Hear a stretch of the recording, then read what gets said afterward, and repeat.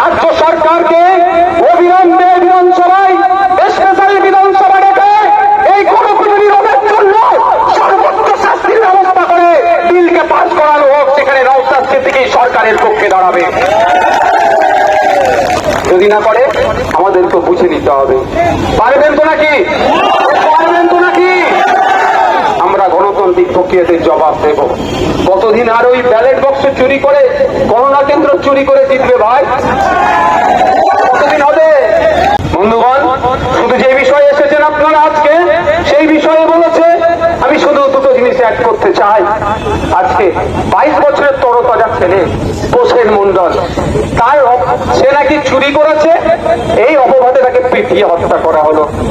আচ্ছা বলুন, যদি কেউ চুরিও করে নাই, অন্যায় করেছে নিশ্চিত হবে, তার জন্য প্রশাসন আছে, আইন আছে, বিচার ব্যবস্থা আছে, কিন্তু আমাদের প্রসেন মণ্ডলকে পিটিয়ে হত্যা করলো। এই সাহসটা পাচ্ছে কোথায়? সাহসটা পাচ্ছে আমার রাজ্যের প্রশাসনের যিনি প্রধান আছেন, সরকারের যিনি প্রধান আছেন, মাননীয় মুখ্যমন্ত্রীর জন্য। ইসরাত আলম, আমি তার বাড়িতে গিয়েছিলাম, 100 স্কয়ার ফুটের ঘর হবে না। আপনি অবাক হয়ে যাবেন যদি কেউ বাড়িতে গিয়ে থাকেন, ভিডিও দেখে থাকেন।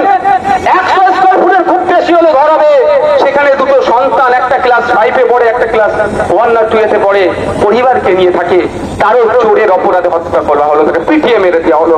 একের পর এক রাজ্যতে গণপিটুনি বেড়ে যাচ্ছে, কিন্তু অপদার্থ সরকারের কোনো শব্দ খরচ করছে না। তাই এখান থেকে জানিয়ে দিতে চাই,